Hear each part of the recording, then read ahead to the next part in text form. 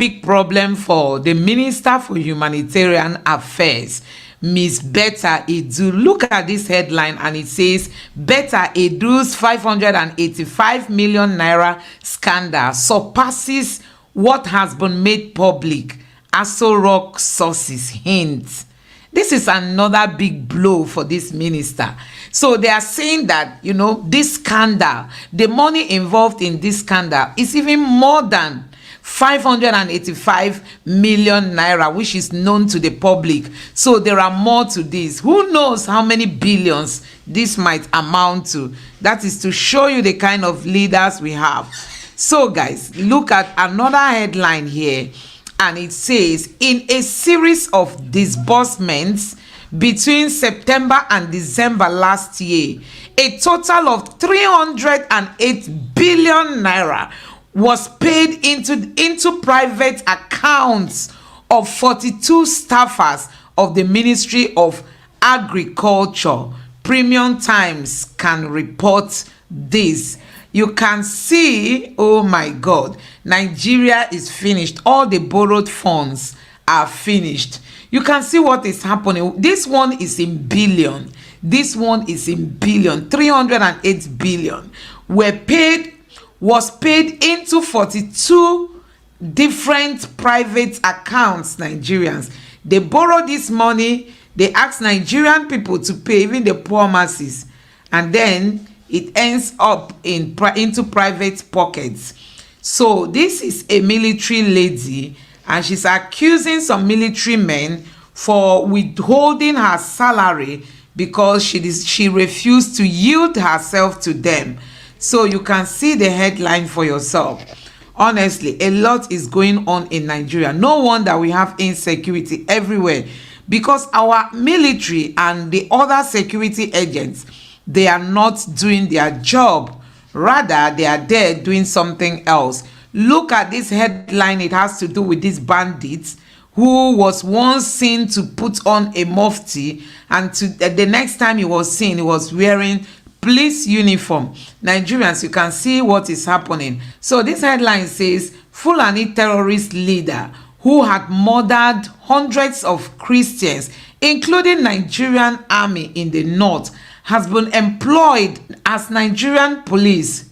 Retweet until Nigerian police replies to this tweet. So guys, you can see nobody knows if he's just wearing this uniform or if he has been converted to becoming a police officer. You know, in Nigeria, nothing is impossible. That is it for you guys. So these headlines also said, bandits kidnapped 23 in Abuja village. This is happening today. You can see 23 people were kidnapped by these bandits who are on a rampage across the country.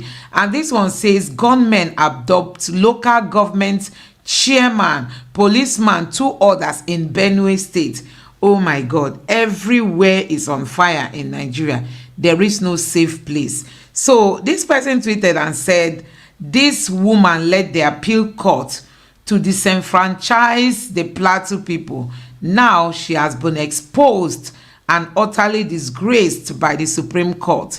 I'm ashamed on her behalf. So this is the woman that led the judges that gave the wrong judgment at the appeal court level. Those judgments have been overturned by the Supreme Court. We all know that. So this is coming from Atiku, and he said, Atiku calls for alliance between PDP, other parties to wrestle power from APC in 2027. I think Atiku should be talking about retirement. He should go and retire and allow the young people, young minds, fresh minds to handle all this election of a thing. We need fresh people.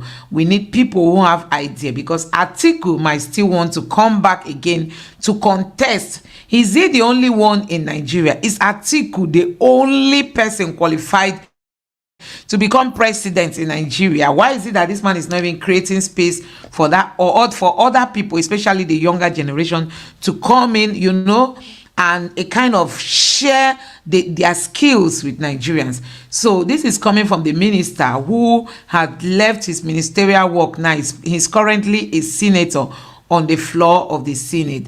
And this headline says Tinubu's minister Metawale not above the law. Anti-corrupt agency EFCC vows to revisit alleged 70 billion naira fraud case. Nigerians, you can see how much we are talking about here. And Nigeria is said to be a poor country.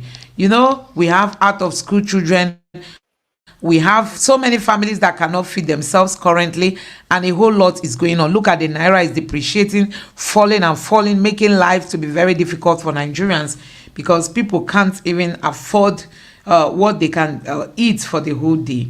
So this other headline says bank staff who committed suicide combined shoemaking marketing business with bank job to make ends meet.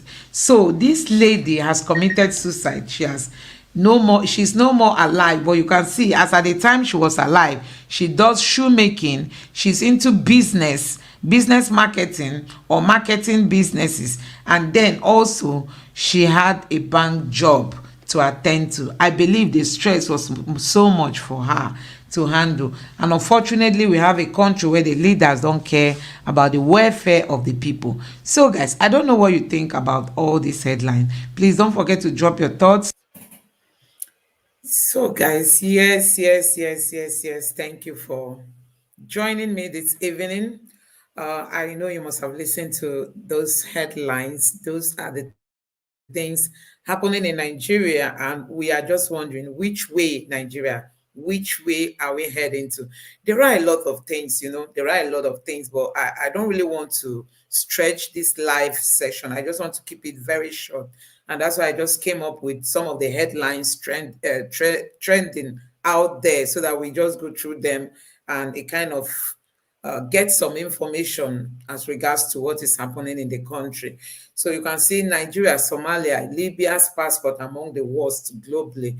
This is where your country is being ranked. Those countries that you once neglected, they are almost surpassing Nigeria. You can imagine Nigeria being compared with Somalia and Libya. Libya that is seen to almost have no government. That is the country Nigeria is being classified together with. Look at Somalia. Before we used to say, oh, if you don't do this, Nigeria will become Somalia. Look at gradually Nigeria is being grouped together with Somalia and Libya. These are some of the worst countries that one can ever think of on this planet Earth. But that is where Nigerian passport is being classified together with that of Somalia and that of Libya. Do we even have a leader? That's just a question, So guys, this issue of insecurity is getting out of hand. This man, I don't know if you can see the picture in black and white. This man was kidnapped together with his children, 6 children. Can you imagine? And it is now being reported that one of the girls, one of his kids or one of his children has been killed by these bad guys. Honestly, what is happening in this country is you can't understand what is happening, honestly. And one keeps wondering if we have a leader. Why is it that one person's life will be taken away to mean nothing? 2 persons' life will be taken away to mean nothing. Even if they are in hundreds, it will mean nothing to this government. Nothing is being done at the moment, since after the Plateau massacre took place. Nothing, as in nothing, no step. No step that will give these bad guys some signal wherever they are in the bushes. At least when they see that the commander-in-chief is there making some order, they will want to think twice, but nobody is doing that. That is why the thing has continued. Look at this thing I played, the clip I played for you guys in Abuja. They will just go there in one night. Abuja city, not in villages. They will just pick 23 persons. For about 1 week now, Abuja has been something else. These guys, they just remembered Abuja, and they will tell us that it is the federal capital territory of Nigeria. So when people are looking at Nigeria, they will first look at Abuja, and this is a place where kidnapping is taking place as if it's just a normal business. So we all know that the Supreme Court has finally given its ruling as regards to some of the cases that has been with them, since after the election. And so many people have come out to like say, oh my God, what kind of appeal court do we have? The ruling that the appeal court gave and the one that the Supreme Court gave, they are just at two different ends. The differences are much, as in you can see that people are like crucifying those judges from the appeal court that they didn't do well, because it's been understood that most of them just did the bidding of the politicians, not the bidding of Nigerians. So that is it. So there's been this rumor that the CBN might be moved to Lagos. In the morning, I saw a headline saying that the CBN, that this current administration is planning to move the CBN to Lagos. But this headline is saying that that the plan is to move, just to return parts, meaning a section of the CBN to Lagos, not the totality. I don't know, maybe they are not even up to a year in office.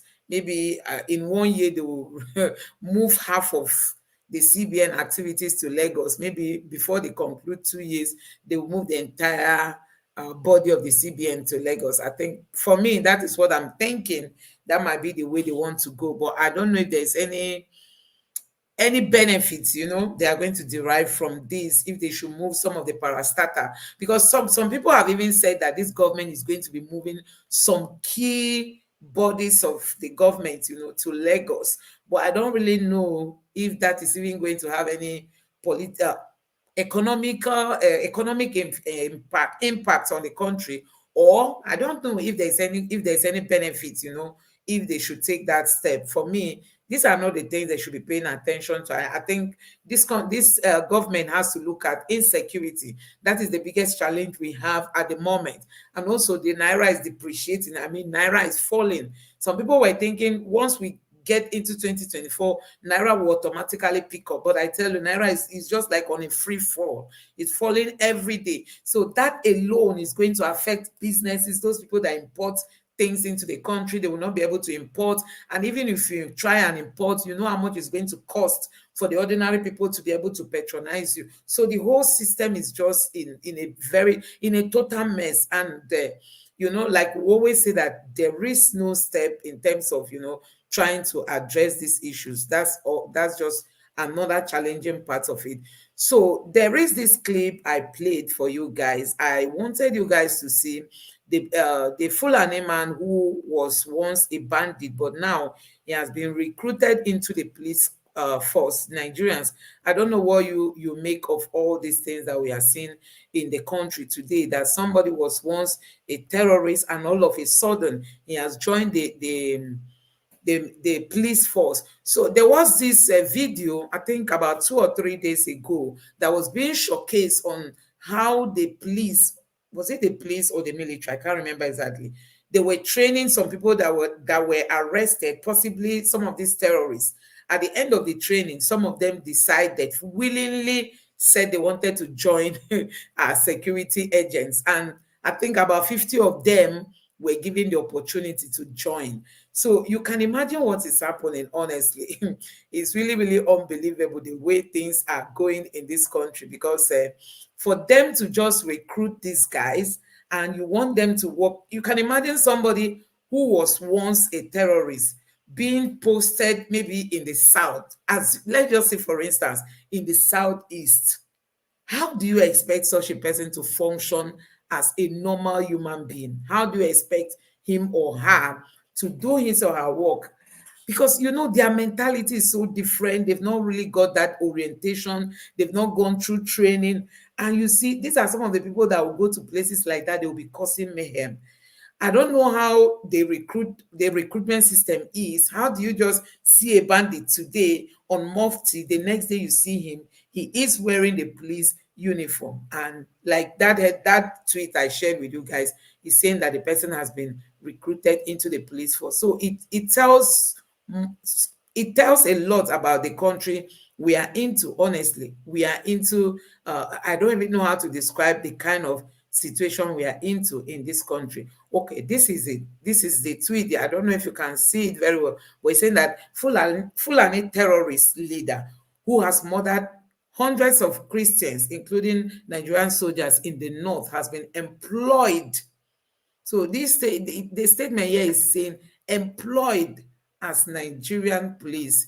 He says retweet until Nigerian police replies to this tweet. So this person is saying it with all audacity, all boldness. It's not as if the person saying retweet this tweet until the police force or somebody from the police force sees it, Nigerians. So you can see it aligns with what I just told you guys, that a set of people that were arrested at the time, they said they were like giving them what I kind of training, that they've repented. All of a sudden, they say 50 of them have voluntarily, a kind of volunteer themselves to join the security agents. I don't know if it's the police or the army.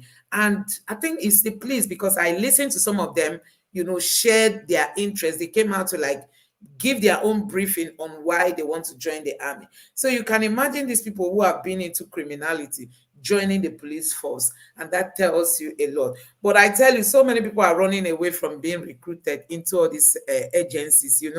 I read a tweet that said Abia State was giving 30,000 slots for police recruitment. I mean, only Abia State, 30,000 slots for them to provide people who are willing to join the police force. But do you know how many they got? They got only 2,000. And these 2,000 people, it's not as if once you start the training, you are going to become a police person. On the way, some of them will be dropped, or they will a kind of willingly drop, or they might commit one thing and then they will be sent home. So let's just say out of that 2,000, the police force might end up getting just 1,000 persons from Abia State. And we know that there are a lot of lapses, especially in terms of manpower.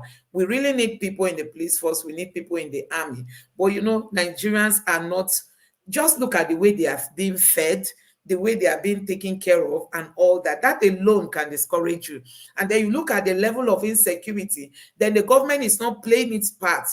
When they borrow these funds, they use it to take care of themselves. I mean, our government, and they like the senators or the National Assembly member, they went home with their Christmas packages.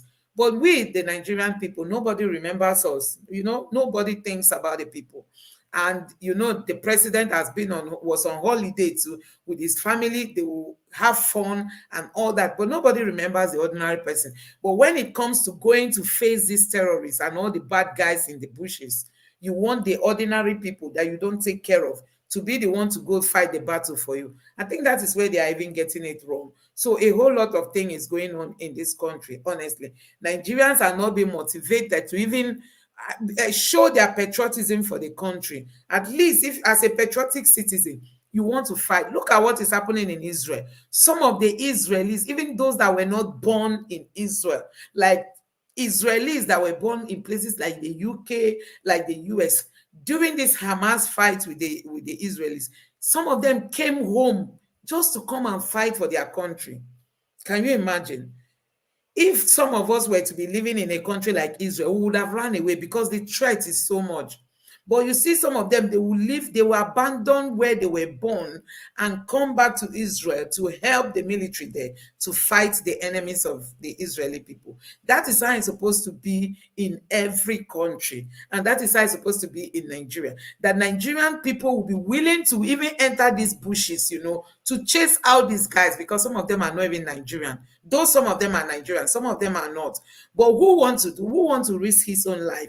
If you even die in the process, you may not even be noticed. I mean, nobody may even remember that somebody like you once existed. So these are some of it. So I want to play this video for you guys to just listen to what this military lady has got to say. And though before I play that, I also want to talk about this lady that committed suicide. She's into shoemaking. You can imagine a graduate. She does shoemaking. She's marketing business too. Possibly she's a marketer. And then she also works with a bank. And it was discovered that she committed suicide. So you can imagine a young person like this committing suicide. The hardship in Nigeria alone, if you don't gather, if you are not strong enough, you will not be able to resist it. And this other day in Yaba, they said those with mental health issue, the number of them in a psychiatric establishment, they said the number of patients they have doubled. So if they were to have like 10,000 patients, with mental health issues, now they have 20,000. So you can imagine the situation in the country is just something else. And sometimes you see people trying to jump into the lagoon, trying to commit suicide because they can no longer bear with what is happening. So back to security, I was saying that the military, their attention is somehow divided, because there is this lady who has come out to accuse some of them, especially those of them at the top, that they try to it kind of have her body, but because she refused, they've like come after her and they are doing all kinds of things to her. Let me just allow you listen to her, then we'll call it a day. Let her accept the truth. I know what Governor Sanwo-Olu did was very, very wrong. But let's be sincere to ourselves. Let me tell you guys the truth, but most of our senior officers, they are very, very wicked. They are even worse than Governor Sanwo-Olu. Let me not lie to you. So let me tell you one story. Before I will tell you this story, I know definitely they will come for me. They will lock me up and they will dismiss me. I don't care. I can't even endure again. Before coming out to make this video, I can't endure again. I can't. So I don't want to die young. Definitely they will come for me, but before anybody will dismiss me, listen me. Anyone that call for the order, anybody that call me for any order, anybody that want to do my charge, anybody that want to do my order to dismiss me, the person that do the order will not see peace. He or she will not see peace. And if anything should happen to me, please hold Colonel IB Abdulkarim responsible, Colonel GS Ogo, and Brigadier General IB Abdulkarim, IB Shelibo. Hold these three people responsible. They don't want me to grow. They don't want my progress. This is what happened. 2022.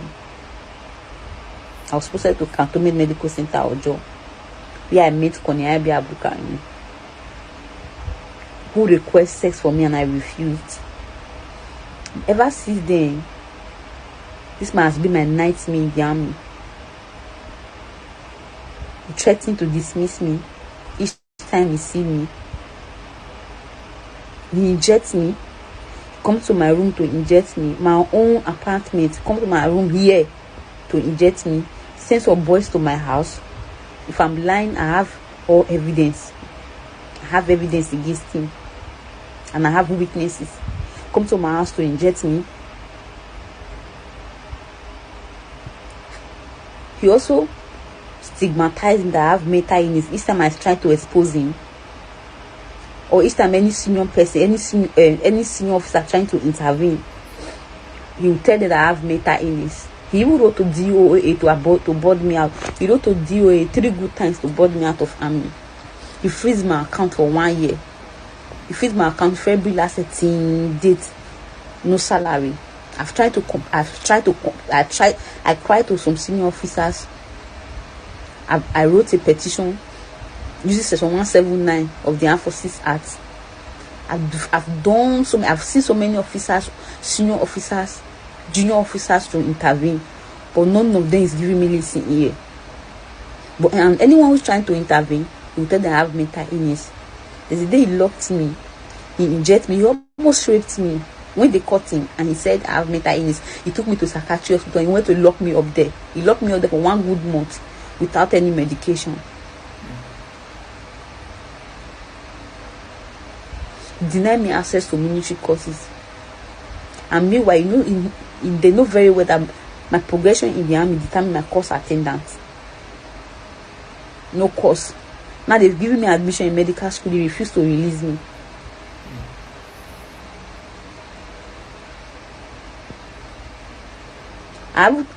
There was a time I called my dad. My dad interviewed. He was telling my dad to tell me to obey the last order.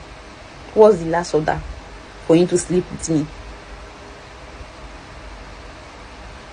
Deny me everything. I can't even go on pass to see my parents. No pass, no leave for me. no leave. But please, and please, if anything to happen to me, please hold them responsible. Hold Kone IB Abdulkarim responsible, especially Kone IB Abdulkarim, Kone GS Ogo, Brigadier General IB Shelebo. Hold them responsible. They are my nightmare in the army. They've done everything to tarnish my image because they are all consummate. I don't know why army will promote such wicked and heartless people. I don't know what I've done to them. I don't know. I don't know what I did. Till date, I haven't collected salary. I can't even endure this again. I can't endure it. Let the worst happen. Let the worst happen. I don't bloody care.